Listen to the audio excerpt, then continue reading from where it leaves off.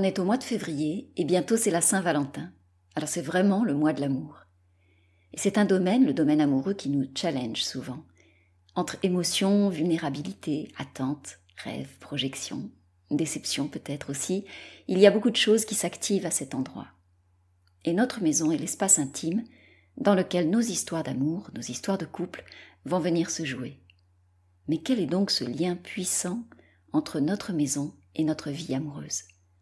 Alors restez avec moi, c'est ce dont on va parler aujourd'hui dans ce nouvel épisode de podcast.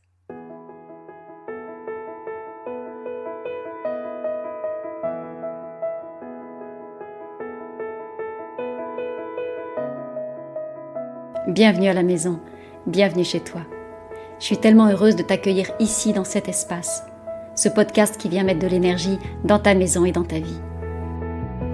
Je suis Valérie Fayolle, experte en Feng Shui de l'habitat, et j'ai à cœur de te partager chaque semaine tous mes conseils pour faire de ta maison un havre de paix et de vitalité.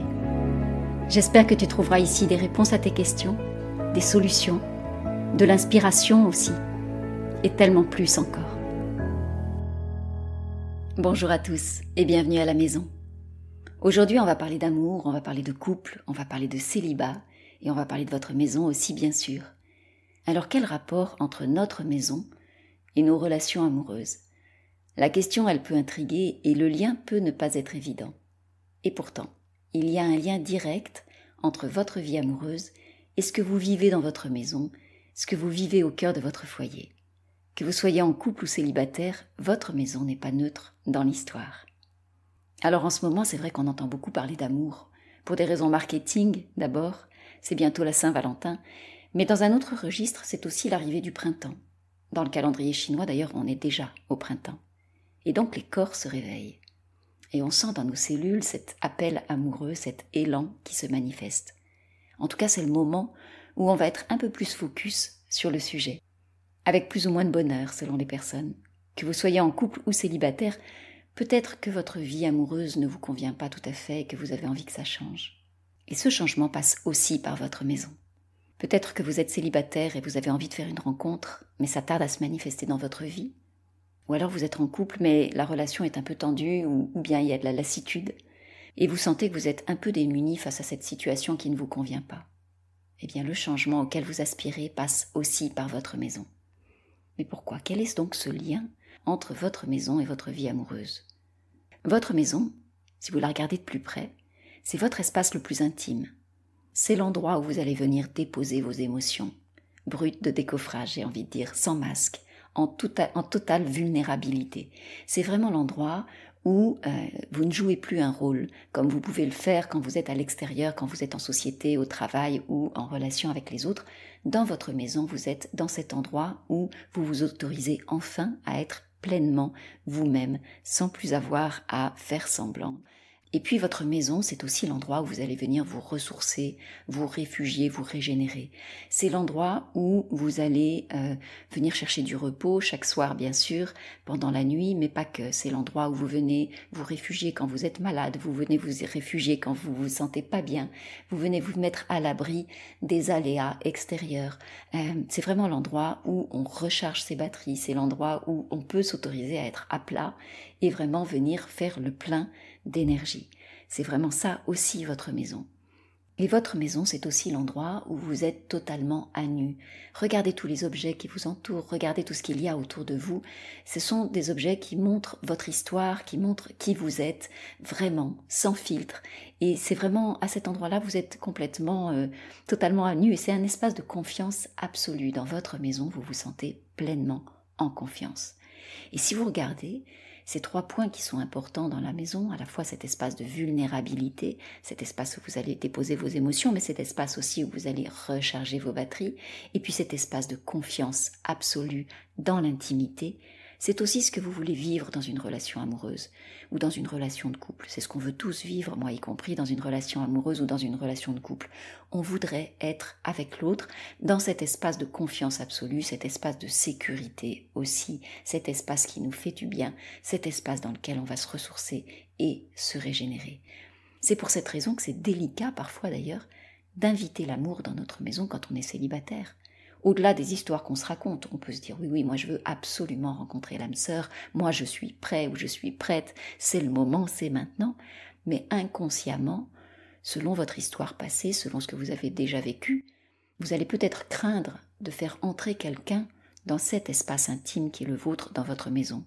Vous allez craindre qu'il touche à notre intimité, à votre intimité en franchissant le seuil de votre porte. Puisqu'à cet endroit-là, vous êtes vulnérable et sans masque, qu'est-ce qui va se passer si je fais entrer quelqu'un à cet endroit-là, si je laisse l'autre entrer dans mon espace intime? Est-ce que je vais perdre ma liberté? Est-ce que je vais me mettre en danger? Qu'est-ce qu'il va penser de moi quand il va découvrir ce qui est là à cet endroit-là? Donc ouvrir sa porte à l'amour n'est pas facile, au sens propre comme au sens figuré.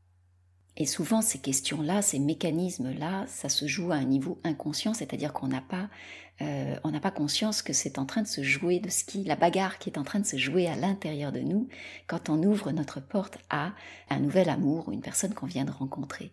Et donc, ouvrir sa porte à l'amour, c'est pas du tout quelque chose de facile, c'est pas du tout quelque chose d'évident. Quand on est déjà en couple et qu'on vit sous le même toit, la question, elle peut être tout aussi délicate. Parce que partager son quotidien, c'est pas une mince affaire. Comment je fais quand je partage tout avec l'autre? Comment je fais quand je vis sous le même toit et que notre intimité est partagée 24 heures sur 24? Quand mon espace ressource est aussi son espace ressource? Quand ma vulnérabilité est aussi montrée en permanence à l'autre? Toutes ces questions-là, elles se posent de façon sous-jacente, parfois aussi de façon inconsciente. Et puis regardez comme la maison est un sujet de tension, aussi parfois dans le couple. Entre le ménage, le rangement, les travaux, les charges financières, la maison en elle-même, c'est un vrai sujet de dispute dans les couples. C'est parfois même un sujet de divorce, c'est fréquent. Combien de couples se séparent après des années de travaux ou de rénovation dans leur maison? Combien de couples se séparent après avoir emménagé ensemble? Et quand la maison n'est pas au cœur des disputes, quand c'est pas le sujet de discorde, quand c'est pas le sujet de tension, elle est souvent le théâtre des couples qui se déchirent. Parce qu'un couple qui se déchire, ça se passe souvent à huis clos, ça se passe dans l'intimité du foyer, ça se passe derrière des volets fermés. Personne ne voit, personne ne sait.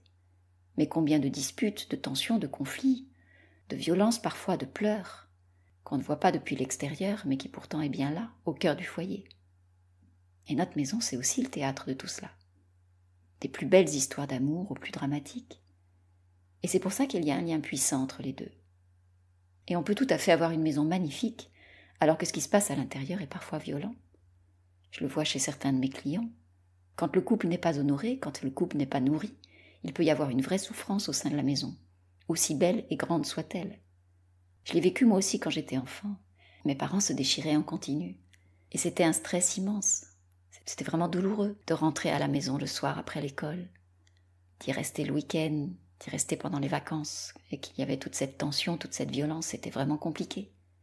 Et pourtant, c'était la maison. C'était notre maison. Et la violence, elle peut parfois aussi être dans le silence.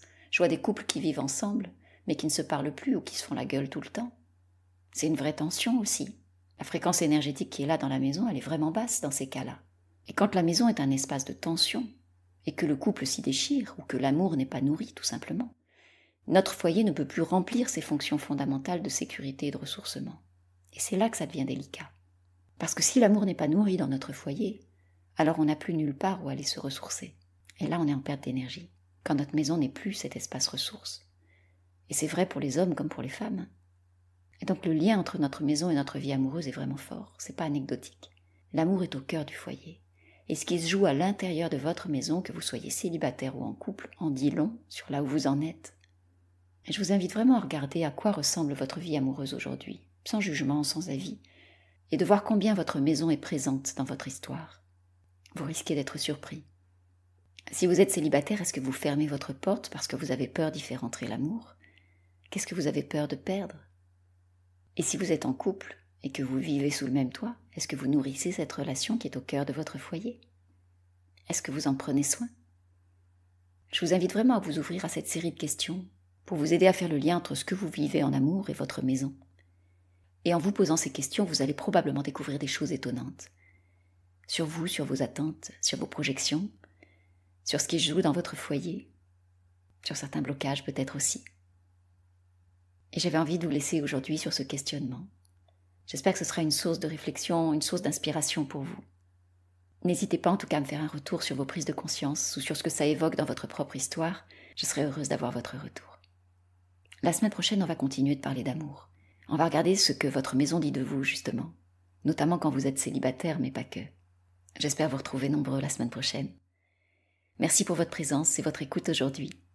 Si cet épisode de podcast vous a plu, n'hésitez pas à vous abonner et à le partager autour de vous. Je vous donne rendez-vous très bientôt. D'ici là, prenez soin de vous et prenez soin de votre maison.